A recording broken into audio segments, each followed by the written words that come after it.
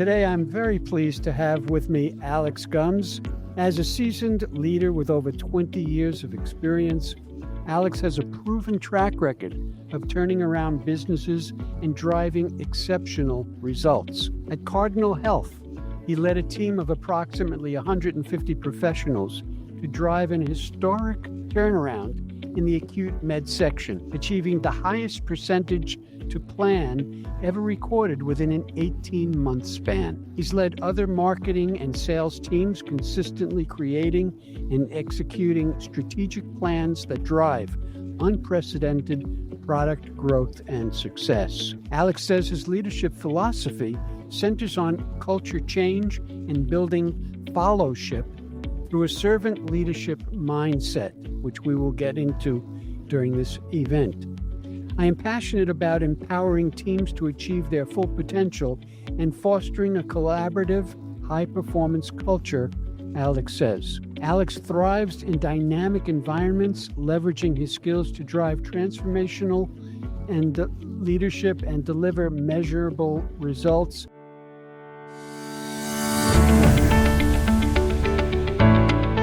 Welcome, leaders. In a world constantly evolving, true leaders need to come from a place of resilience, with vision, and wanting to embrace change, which is all around us. I'm Dr. Stephen Sideroff, and this is Quantum Leadership Podcast, where we look at the principles that connect the mind, body, spirit, and organizational success.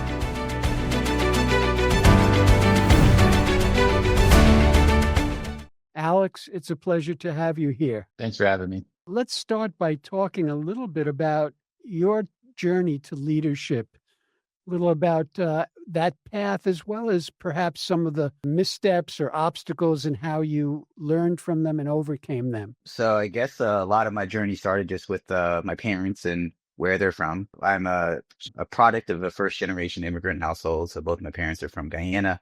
And a lot of that was coming over from a world that was sort of tougher to get ahead, and coming and bringing in us here to the States was a really big piece of sort of growing up in leadership.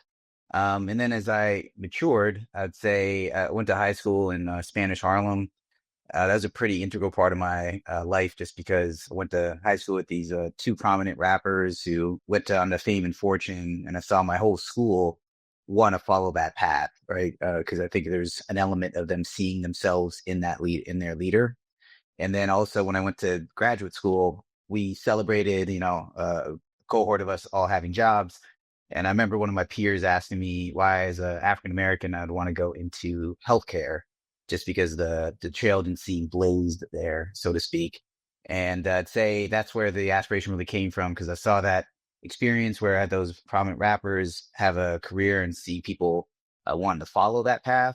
And then I also had, a desire to want to blaze a trail and hopefully set an example also for people from my diaspora to want to sort of follow suit in a future state. So I've always been focused on sort of learning the skill set, learning the nuts and bolts of what it takes to be a great leader, so I can hopefully one day inspire the next generation. So it sounds like the notion of being a leader occurred to you very early in your life. Yeah, surprisingly, I think I always, I played basketball growing up. So seeing the Michael Jordans of the world, Magics and Birds, that was my era. Being leaders for their team, being leaders in the NBA, it was something I was always enthralled with and attracted to.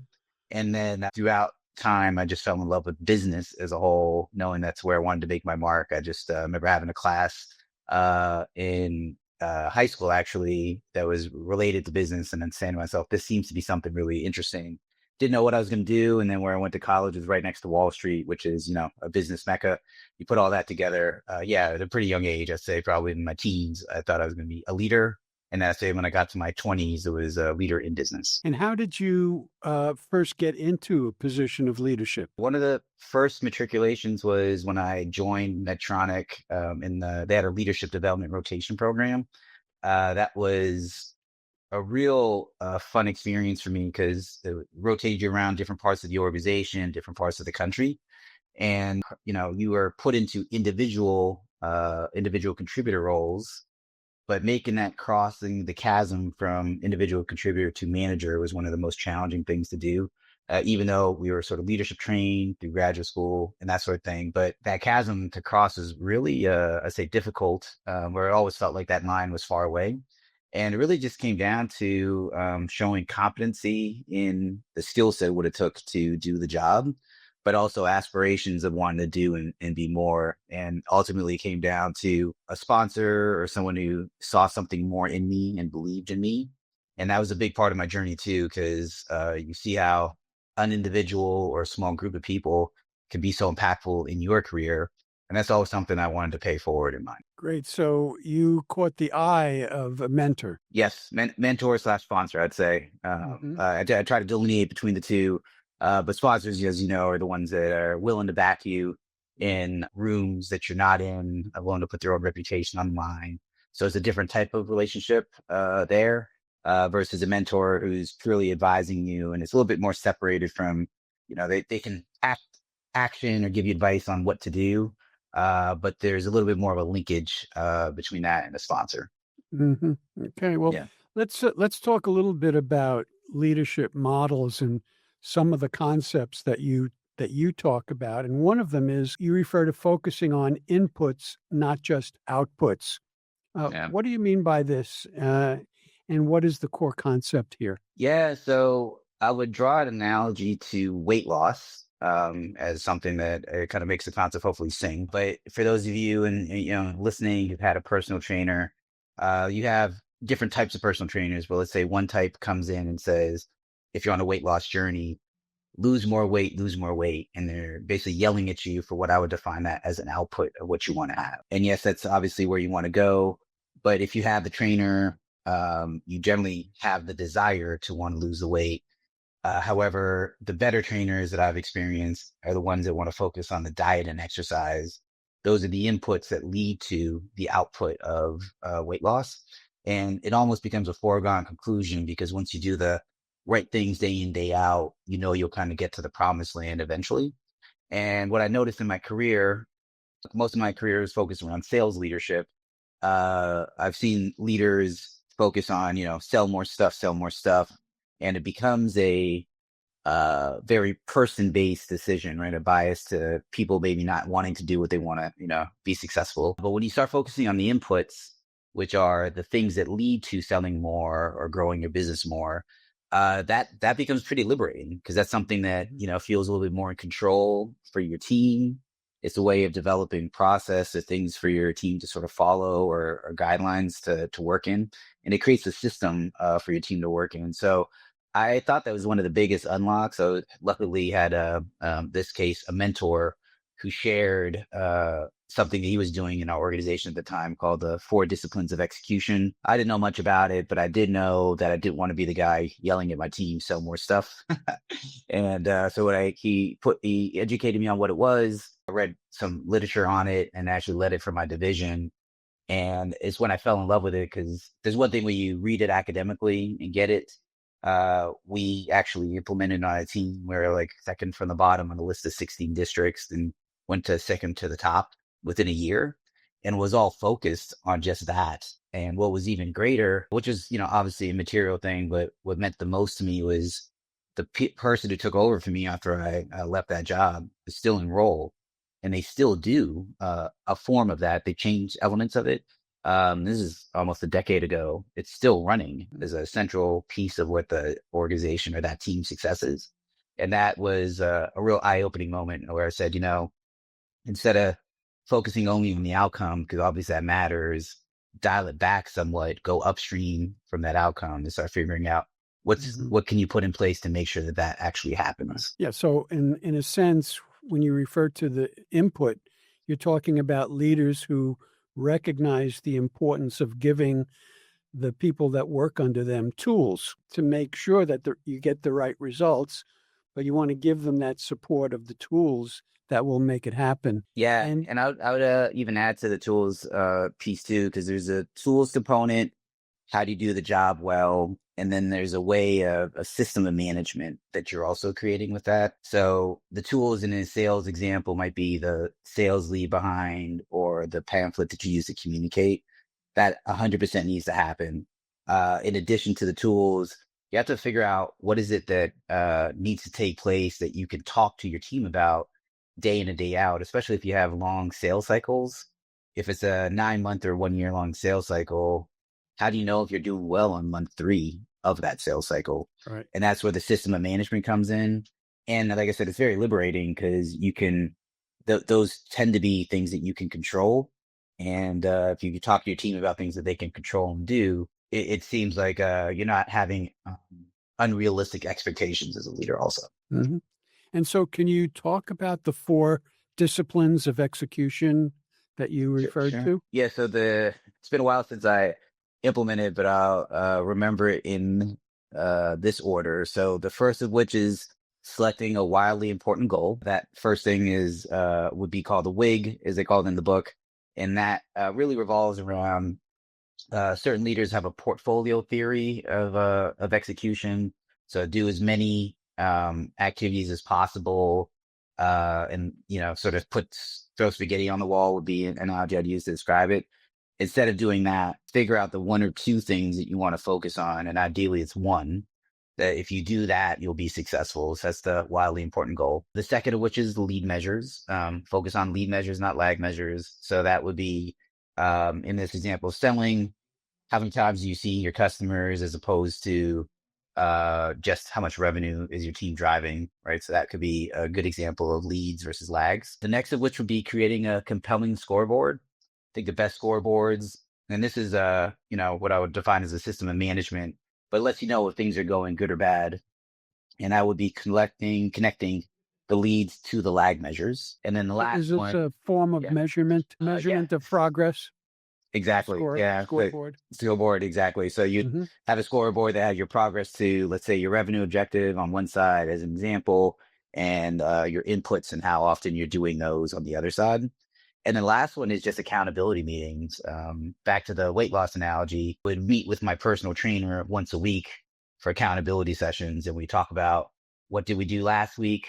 Do we, hit the caloric goals and the amount of times we're supposed to work out in the last week, as well as in the next week, what are we committing to doing? And we use that as also a section to maybe talk about challenges you might have in the next week. To run with that analogy further, you could say I have a big wedding coming up on Friday from my cousin, and it's going to be eating and drinking and merriment that's there, so I may not be able to hit it. So then you make adjustments on what you do throughout the week. You do the same thing in this 4 disciplines of execution. You'd say, plan time off as an example. How do I make sure I can fit this in?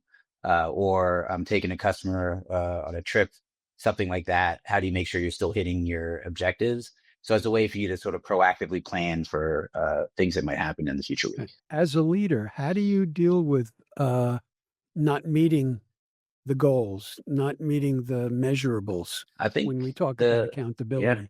as a leader for your team, one of the things that I like to do, there's a few elements that go into it.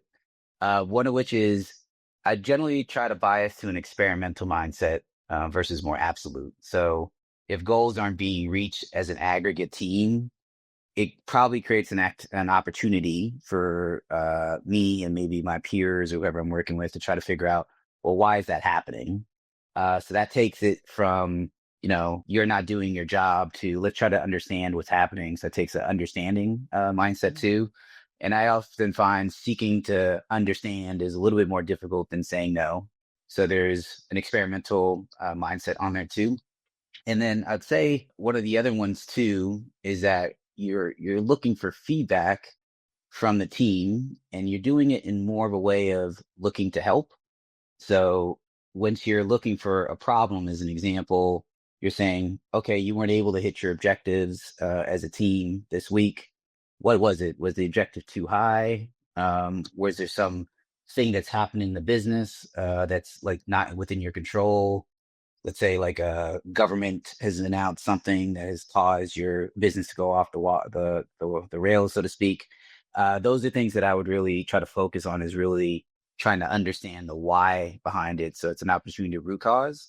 And I actually think it's also an opportunity to build trust with your team, because once you start understanding or letting your team know that they have a voice and you're not coming in there to place blame, but you're coming in there to understand. Those are almost like leadership gold, as I'll call it, because you can take a moment out that could be possibly stressful and say, look, let's do something. One of those adages I often use is let's be hard on the process, easy on the people.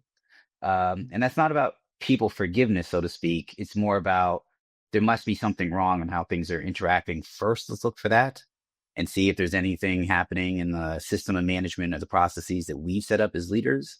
And that's almost like self accountability first. And then you pivot to what's happening with the team. Yeah, these are beautiful examples of a growth model of leadership where every situation is seen as an opportunity, even when something is not going the way you want it to be going. Yeah, I believe in that to my core. So I'm a growth oriented person. I read a bunch, podcasts all the time, that sort of thing. And I look at work and anything happens, either a pro or a con, as an opportunity for learning. Yeah. Alex, you produced tremendous turnaround and growth at Cardinal Health.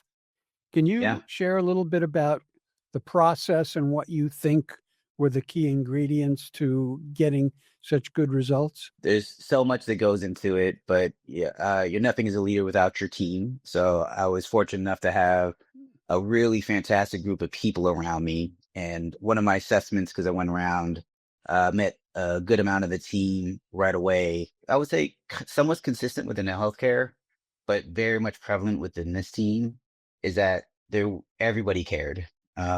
What we were doing at the time was really integral to patient care. We're helping deliver products into the operating room. People cared. And that was almost like one of the biggest foundational blocks that I had in place was that it wasn't pushing a boulder uphill when I said, I'm trying to help this business get better and help us do better. Once people heard, okay, this is something we want to do, that was one great element. And I actually implemented lean principles, which is pretty unique for a sales organization. Generally, those biased towards operations and manufacturing. So I had my leadership team when we did, I used to call it book club, but we read some books together. It was really just one. And I said, look, let's all read this and let's come back together and see how we feel about it. Everyone was bought in hook, line, and sinker. And then we said, okay, this is what we need to do. Let's figure out how we enact that. So that was another huge element. And then we also had a group of what I define as rowers. So whenever you go into organizational change, you also want to make sure that you have people on board who want to drive it. So we are fortunate enough to be somewhat thoughtful and strategic on carving out groups of people that we'll call informal leaders. These are folks that have been in the business for a long time, had big voices, and we targeted them to try to get them on board. Luckily, again, back to the first point, once they knew that we cared and we wanted to do this well, that was one of the biggest separators. And then some other elements that were there was we wanted to lead with our ears and our heart more than anything else. So we went on listening tours to talk to our entire teams. What is going good? What's not going well? What can we work on? How can things get better? That really enlisted the whole team to say, all right, this organization, this team of leaders, this is me and my direct reports, care about what's going on here. And so those were sort of emotional or attitudinal things that were in place. And then the system-based things that we put in place were also rather remarkable. Having a black belt assigned to me, actually hired a black belt. I gave up some headcounts so I could make sure one of those individuals was on my team. And we launched these principles, which was those compelling scoreboards, which were part of what we talked about in the 4DX piece. But we also had a bunch of processes that were broken. So I had some great sales ops leaders that I worked with, as well as black belt, and we would go across the organization. And one of the biggest value adds was actually a process improvement play, believe it or not. And we had a process that was about 9 months long. It was core in what we had to do as a business. And we took this 9-month process and made it 4. So that in itself was great for the business, but it was even better for the field team because now you had all these folks that said this thing is had a lot of friction in it. It's now less friction, i.e. frictionless, or, I say less friction, but let's just say frictionless for this discussion. So now you had all these people going after this one core process that drove so much growth for the organization. So it was a complete recipe, I like to say, of things that came together, attitudinal things in place. We had willing participants on my side of the team, both from my leadership as well as within throughout the organization. And it was one of those experiences. It was one of those just proud moments that I've had for me as a leader. And there's even more that I could probably go into in a second, but those were the main elements that were in place. Well, you started by saying I had a great team. Yeah. And my question to you is great teams are not just found, they are created. So I want to check in with you on what you felt was important in how you led that resulted in having a great team. Yeah. So the good thing is that I was able to spend time with every individual sort of before we ran into this, and I had a chance to get an understanding of things they cared about, both personally and within the business, and was able to tie a thread together amongst all of them that they cared about. And that one thread was that they wanted to leave this business better than its current state. Once I had that as a rallying cry, a lot of what I positioned as a leader in frameworks was around, let's make this thing better than what we have right now. And some of it is just, the luck of the draw. I had some one or two individuals that were what I would say continuous learners also, that really wanted to learn how to do this and were happy to run the experiment with me, because I think the alternatives were, do we continue doing what we're doing? Think about the definition of insanity on one side, or do we try something different? And those are the building blocks that really got us together as a group. And even to this day, we talk quite a bit as a team. It was one of those elements, or one of those things or hardships we went through that really formed a tight bond with us. And it was not only just great for me as a leader to see, it was great they thought amongst themselves. They were all growing themselves together. I think many of them refer to that time as something that was a meaningful part of their career also. Can you say what that event was that you're referring to? The event would be just the business that we inherited and turning it around. Okay. Excuse me, would be the primary event. But yeah, it was really just the fact that we had a situation of things going the wrong direction as far as the business growth to turning it around. That turnaround is what I'm defining as the event. Okay.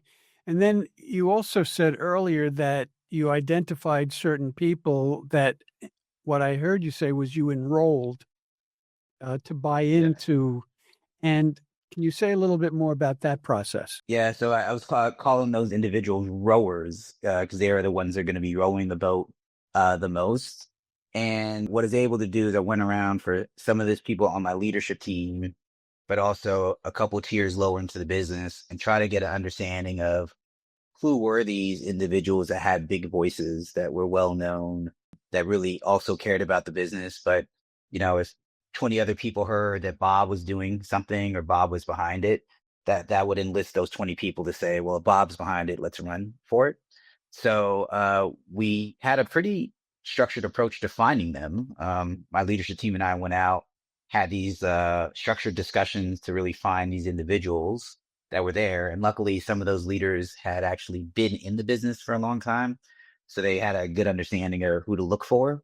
And we took that group aside, and we had designations for them. I call them OGs, which is from music known as original gangsters, right? Is what I call them. They happen to be also a little bit of, I'd say more mature, is the way to talk about them. So they would always dub themselves as the old guys, as they would call themselves. And I would always say, hey, that's not what I mean. But either way, that was a large group of people that we had. And that's how we went through the organization and found them. Mm-hmm. So they created an identity for themselves. I would say so. Calling themselves the old people, or, The old guys. The old guys. So sometimes I think that really helps cohesiveness when that happens. I agree. I think that was sort of also another ancillary underpinning of this, was there was identity. And when I say they cared, some of that revolves around their identity of who they were. They were not just who they were to their households, but they were viewed many times as an integral component to the healthcare supply chain continuum. And not only that, as a sort of underpinning, now you have this other sort of identity that's sort of sat on top of that, or maybe dovetailed well into it with this. Okay, not only am I part and partial to driving healthcare here in this hospital system I work in, but now you had another layer of, and I could have influence on all these other hospital systems. And they had a high moral compass of knowing that within that, they're trying to do good. And by having this role or this sort of ordained position as an OG, so to speak, that they were now permeating that good throughout the country. So they, in a sense, in their work, found meaning and purpose, which also contributed and drove some of their positive behavior. I'd agree. And I would say deeper meaning and purpose. They already had a good amount to start with, given their role within healthcare. Okay. And now it was deepened by organizational change in other hospital systems across the nation. You put all of that together and it came together very well. Beautiful. Beautiful. That must have felt really good to you. Yeah.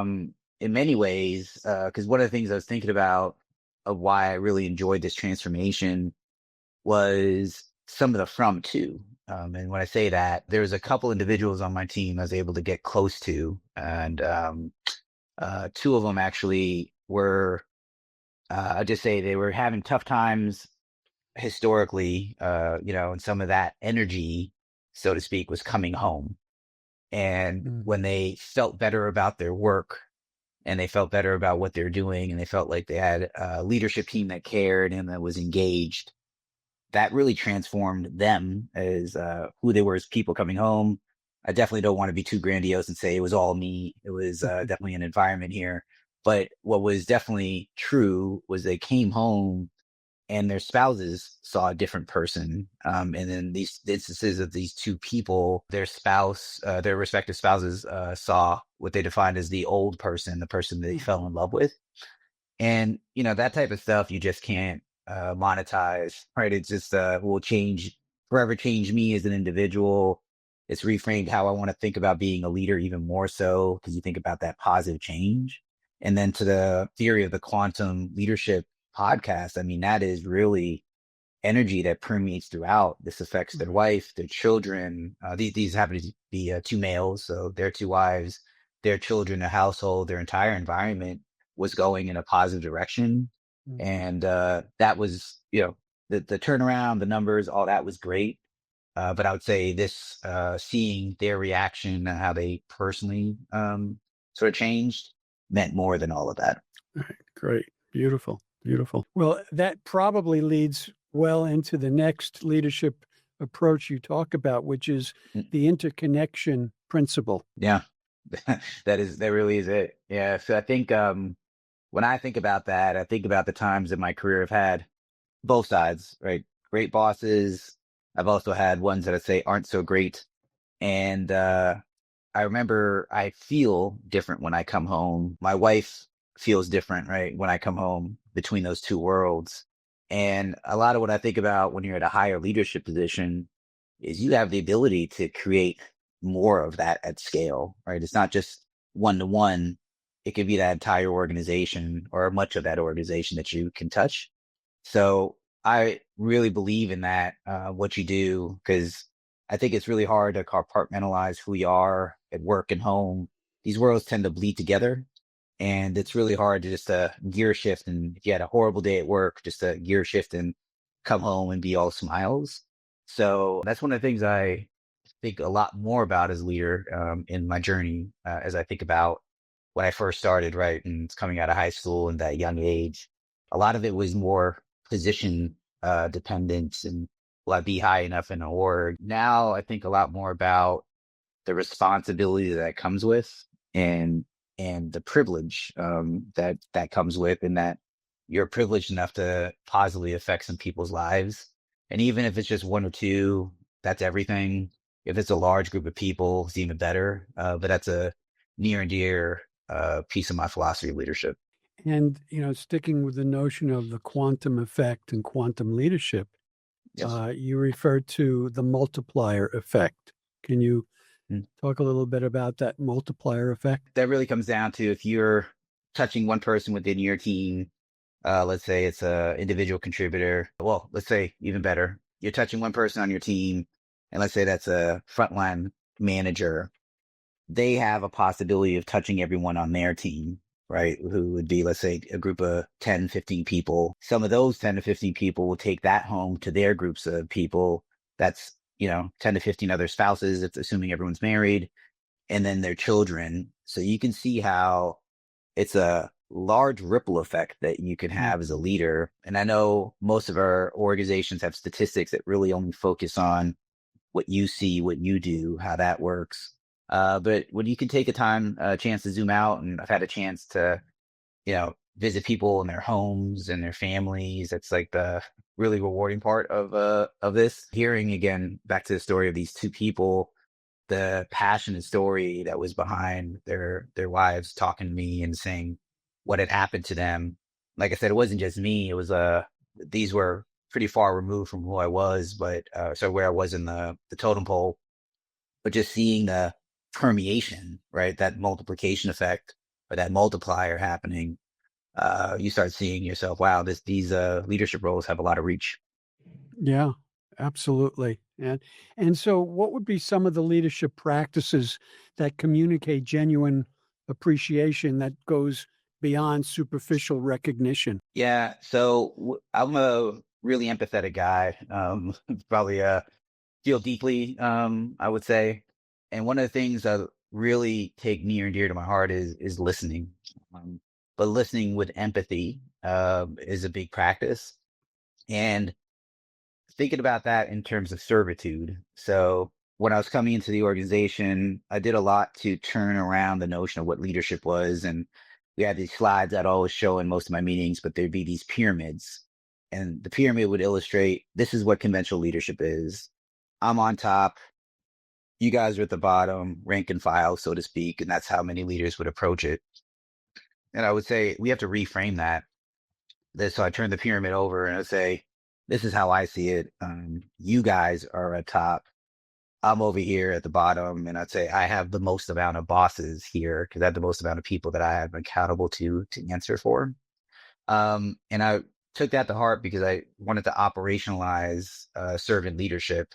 So as part of what I'd put into place in a system of management is we had information coming up to us. And that information that came up to us was really in the form of listening sessions, right? Almost micro mini listening sessions that would take place each week. What was great about that was I was trying to also overcome the squeaky wheel syndrome, which was the person in the team who just said this was the biggest problem. We would just all sprint to that person who barked the loudest. But this allowed me to see if anything was systemic. So if it all boiled up and let's say 60 people said this was an issue, high likelihood that this is an issue. And that was that listening component to it. But when I say operationalized it, I remember myself reporting out to leaders in my career and it would just sort of go into the void. I wouldn't get any feedback. I didn't know if they heard me, if they did anything with it, what would happen. So I took it upon myself to send a note back to the team saying, hey, this is what I heard from you. This is what I am actioning based off of this feedback. It came from about 60 people. This is what they said. Here's what I'm going to do to action it. And now I'm accountable to you as a leader. And that kind of created a reciprocity cycle too. So all of those are things that I put into place and I'm super proud of. It sounds like you're doing a great job of empowering the people who work under you. I believe so. And the reason why is that, again, I try to go through my career thinking about what I've seen and wondering if there's a better way. And one of those things that I saw was bottlenecks through leaders. So no decision could get made unless the person up top said yes or no. They would have to weigh in. And I just fundamentally didn't agree with that for multiple reasons. Number one, people who are closest to the work on the ground probably know what's best more than I would. So it's Mm. more of an ego play to think that I know it better than them. So if you know if you believe in that, then you're figuring out, well, how can I give systems and tools to people on how to solve their challenges and their problems? That's kind of one piece. And I can't remember the adage that said, but it's like operation. I think it's called operational intent. But the team then also then needs to know it's on me.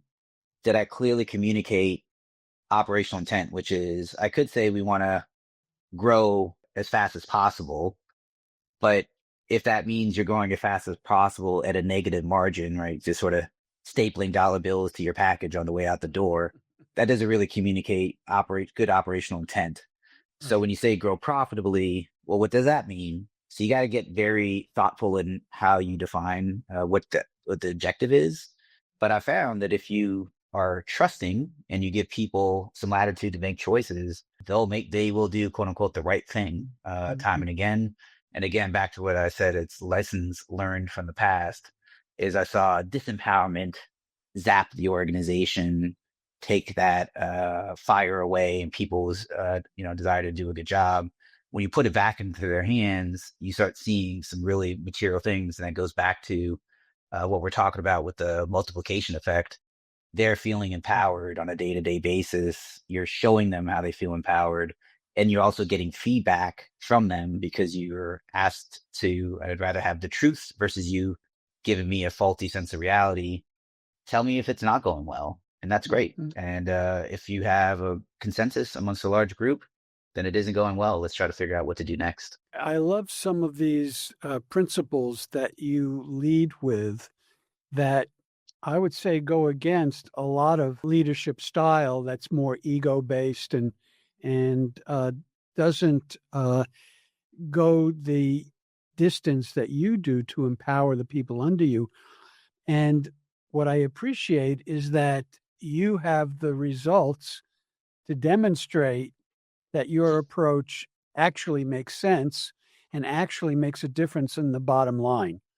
So when you combine this more conscious, relational, empowering approach and have the good results that you get, that's really eye-opening and a model that a lot of other leaders should certainly want to follow. And there's one other piece to that, Alex, that I appreciate. And you talk about the ethical imperative, and in line with what I was just talking about is also you're very empathic, and that's part of your leadership style, which again, you demonstrate actually has positive bottom line results. But you talk about your ethical imperative, and this also, to me, goes against a lot of the way leaders lead, where leaders must consider the whole life impact of their leadership style.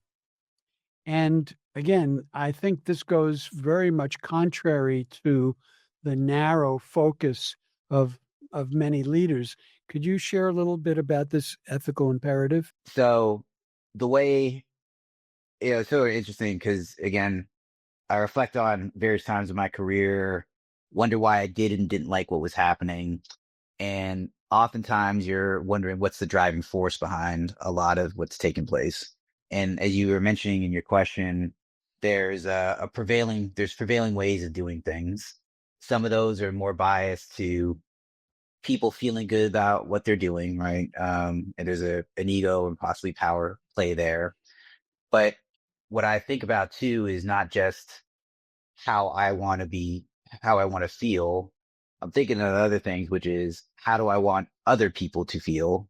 And how do I want the organization or their time here to be remembered? So once you start defining your problem statements a little bit differently, I think you tackle it differently. And to your point about the results, yeah, it was one of those things that always perplexed me, which is there were all these forced narratives or so like forced binds, if you may. You can't have an organization that's empowered and think that they're going to do the right thing, right? So I've been in part of organizations, won't say names, where my boss's boss had to approve an expense for like $25 if it was done in a certain kind of way. And this would be someone pretty high up in the organization. And I've seen it happen so many different places where the belief system is that all these decisions have to go through the top person. Well, if you have measures in place and a way of tracking things as well as operational intent, you can do this in a way that one frees up your time to do the right thing, but also allows your team to quote unquote do the right thing. And that's what I think about the imperative is making sure if you can think about the team doing well, not just financially, but also attitudinally, emotionally in their lives. I don't think you have to have this forced bind between you have to pick one or the other, meaning you can only perform well, but people are going to hate doing it. I think you could just think you could have it all, so to speak. And that last experience I had really illustrated that that's possible. I'm smiling because it illustrates really some aspect of the quantum effect, the observer effect, because you're saying it doesn't have to be that way, and you have a particular belief that those two can come together, can go together. And Yeah. from a quantum effects perspective, your belief system influences the results you get, just as the other leader that sees it 180 degrees different, their belief system is going to get a very different result and effect based on their belief system. Your Yep. belief system is, I think, much more, well, you've demonstrated its bottom line effectiveness, but I think you wind up with happier employees at the same time, happier and healthier, which brings me to the next question about Mm. workplace well-being, and I'm wondering how you measure that. I actually don't know if I've had a great way. I've seen surveys done where you take intermittently you're checking in with your team to see how they're doing and what's happening there. The survey results, 1 through 5 in our weekly meetings, because this was one of the bedrocks of how the organization was running, was I was pretty prescriptive on the things and the topics I wanted to have covered within these weekly sessions. One of those had to do with, we actually had smiley faces. If you ever gone to the doctor and you have these pain scores, where are you on these pain scores, like 1 through 10, and you'd have a more of a grimacing face. We had something similar on that where we talk about how are you doing, and that was the first thing on the page, which I think again it was like maybe a slide deck, maybe 6 or 7 slides that we'd have to run through. Those would get aggregated and sent up to me, but I had a good litmus test on how many smiley faces we had in the organization. So I don't know if I'd say that's scientific. I'm sure my the science community would say that's definitely not hitting all the right boxes in that way. But it was a good way of just sort of checking in, right, to see how folks were doing. And I also think the sub communication and that being the first thing on the list as opposed to the last thing on the list said a lot. And then I kind of go back to your comment about quantum effect. I believe that belief system is also communicated through sub communication, how you show up, your attitude, how you talk to somebody. And that's why the notion of being genuine, I think, matters, because it's really hard to fake your expressions on your face, right? That you are involuntarily showing off to people, or it's your tonality of how you show up. People know when you care and when you don't. But if you're genuine with all of that, that's another thing where I think some of these challenges come through, is that if you don't have the true belief system, and that's why you've seen someone run any of these playbooks I just mentioned.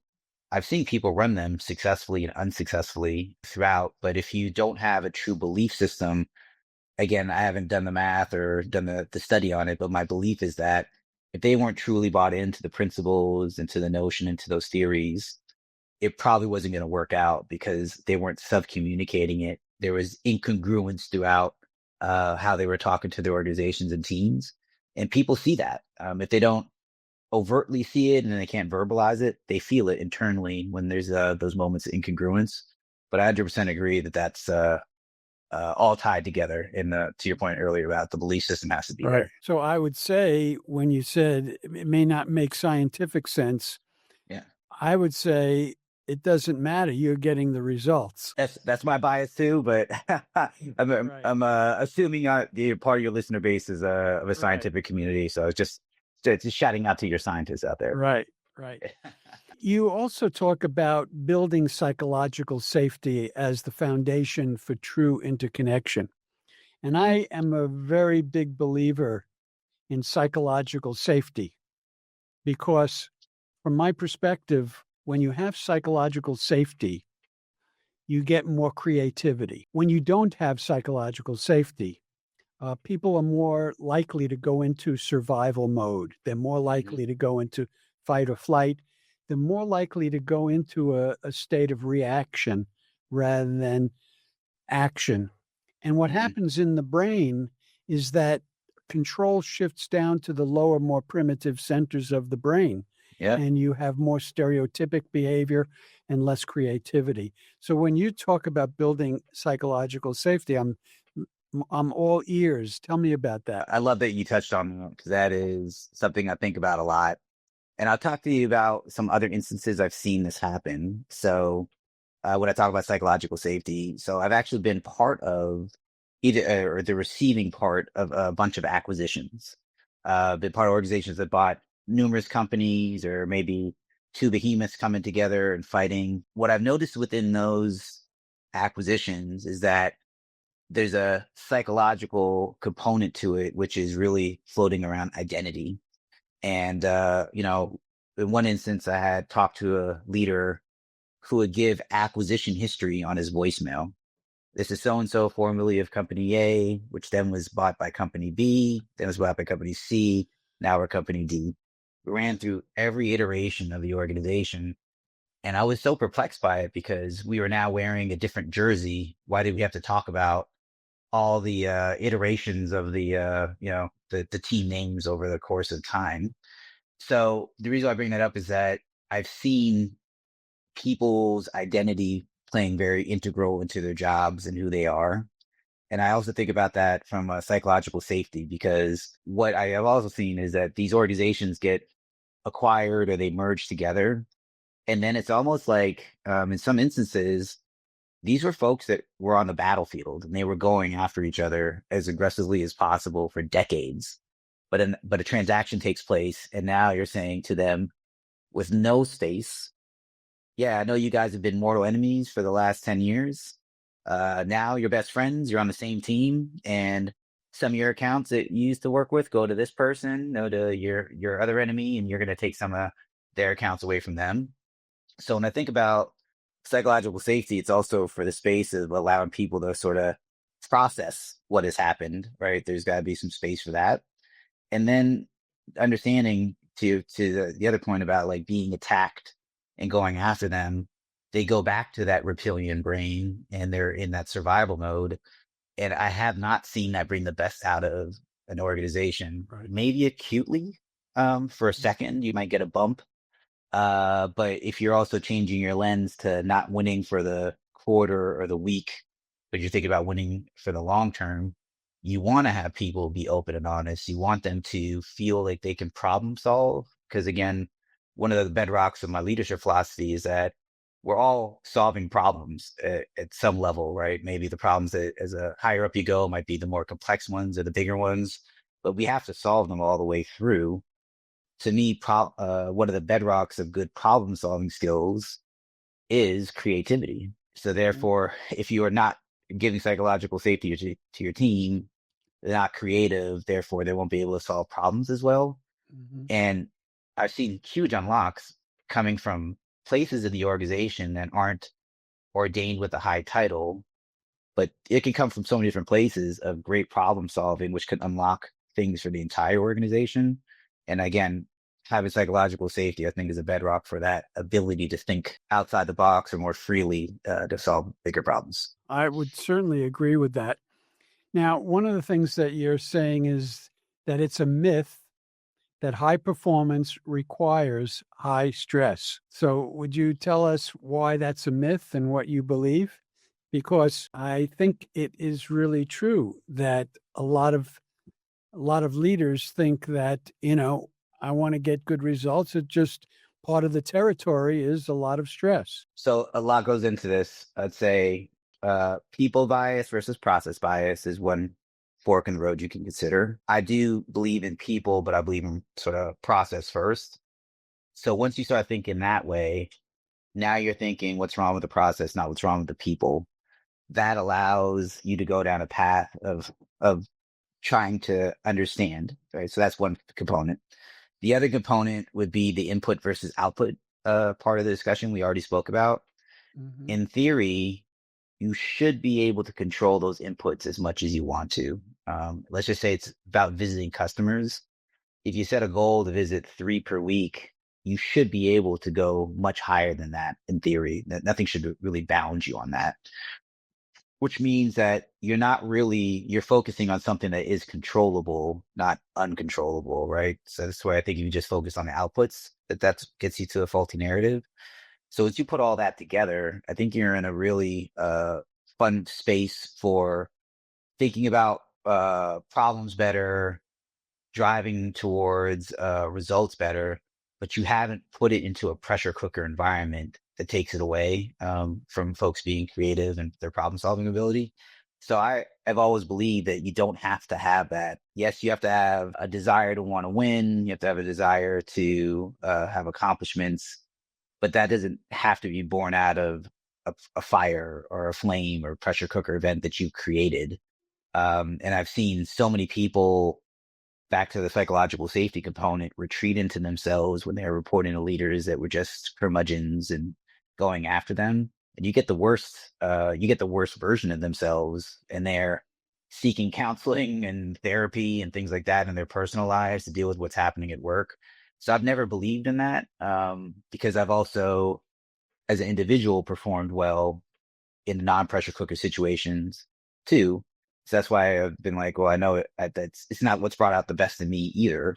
And that's why I permeated throughout my leadership style. So, as the leader, what are a couple of steps you take to reduce the experience of stress in the people under you? Yeah. So I think, again, focusing more on those controllable components that we talked about is really important. So if you're talking about things that the team believes that they can do before you're talking about things that they, can't control, that's big. I also tend to focus on reinforcing the right types of behavior over the right types of results. So yes, you can get to a great result, but I tend to dial it back to, well, how did you get there? Oh, you got there by doing these things that then other team members understand that that's what you're going after. And then lastly, publicly chastising people for things that didn't go well has not been a style of mine. If anything, I like to use those challenging, someone goes through a challenge, you're using that as a learning lesson and maybe celebrating something about that could be good. Like they took a risk that was controlled. They took a risk that was thoughtful. That's a good thing. We are learning from it because you go back to their decision process and you'll say, with all the information they had, they actually made a pretty good call. But, now that we have the benefit of hindsight, this other data point would have been beneficial, but in their defense, it just wasn't there when they made the decision. So once you dial it back again to the process, and the behaviors and start celebrating those things, I think you're in a better spot. Right.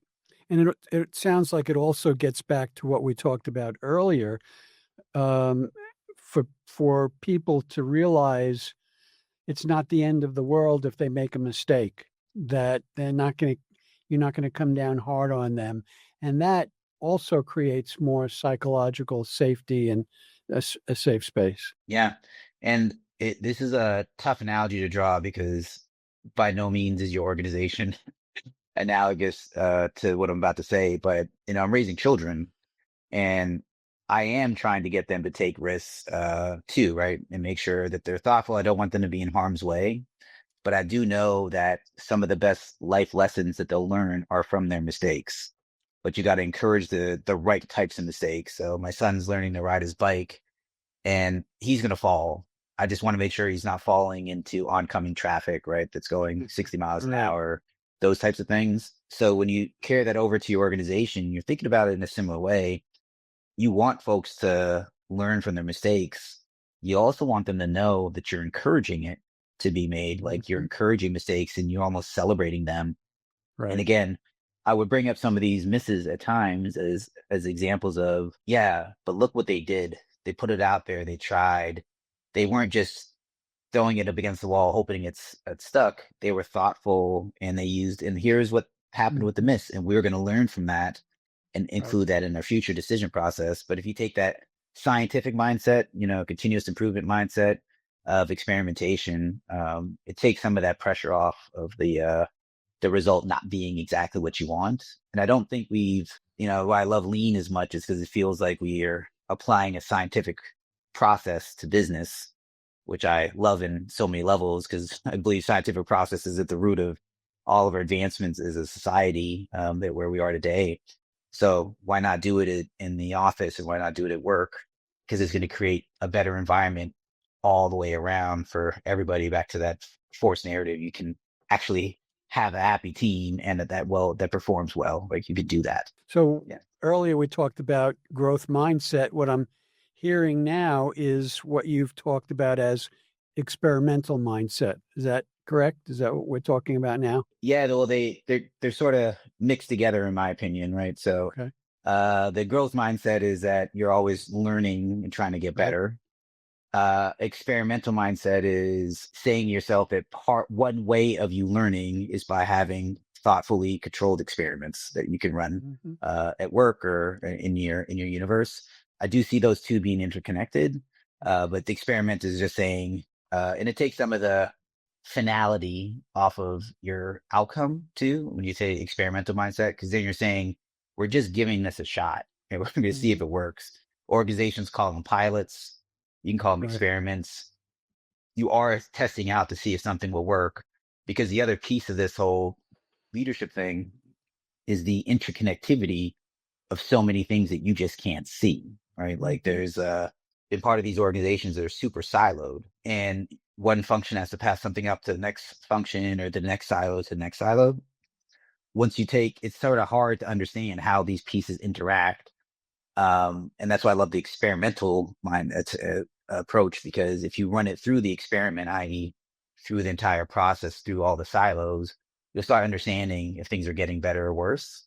But if you have that idea that there's not that finality to it, that we're just giving this a shot to see what happens, I think that allows the team to be in a better place to give it to try, versus if you're banging on desks and saying you better, they're nervous to give it a shot because if it fails, they feel like they might be at risk of losing their job. And back to the Right. psychological safety piece. Well, Alex, this has been a tremendous conversation with so much Yeah. really valuable, useful information. My last question, because a lot of people who are tuning in to my Quantum Leadership podcast are not planning on being leaders, but they can still be leaders in their own life. And to those people, do you have one last comment about how you translate all of these lessons or some of them into how a person can use them in their own life? So I'm chuckling to myself because I really, my daughter in particular, I always commend her because she's my first guinea pig on anything I learn or do. So I take a lot of those leadership lessons at work to parenting, back to what we talked about with riding the bike. Um, I believe that I'm trying to teach my children to take risks, to try, to continuously grow. I was a former athlete, and it was always about how do you get this skill set? Well, like one of the things I'm rallying around with my daughter is she puts herself in her own pressure cooker, sometimes, right? And says that this has to happen in a certain kind of way. And I'm trying to take the finality off of it and give it some levity and say that you can go. So I do think that how we're raising our kids because if you think about it, there is a lot of, if I don't get this right, it's all going to go poorly. But if you add time to it, and if, let's say you have a newborn kid, or not even, but they have years left in their life that's probably measured in decades and years, right? Something like that. You have a lot of time to try to figure out good ways of working with each other. The process component I've implemented too. Knowing that I have cutoff time that I've sectioned off for me to be with my family or to send my daughter or wife a message or a note. Those are part of some of those 4DX principles I've actually applied to myself and to my house. So, like I said, I really think the work world and your personal world blend, and the tools that you use in one can be used in the other. Hmm. Obviously nuanced there, but 100% think that all those things that we talked about apply to raising functional kids in society. Right. Beautiful, Yeah. beautiful. Well, again, Alex, I want to thank you for this very enlightening conversation we've had. Yeah. Thank Thank you you. so much. Appreciate it. Appreciate the time. Thanks for having me. Yeah, you're welcome. And thank you, audience, for listening in to this beautiful exercise in leadership and tools of leadership. If you found this episode helpful, please share it with others and remember to sign up and subscribe to Quantum Leadership Podcast. Thank you very much. Thank you, everybody, for joining me on this Quantum Leadership Podcast. I hope today's conversation has inspired you to think bigger, lead more authentically, and take steps toward meaningful change. If you've enjoyed this episode, please share it with others and make sure you subscribe and go to my website, drstephensideroff.com. Thank you again.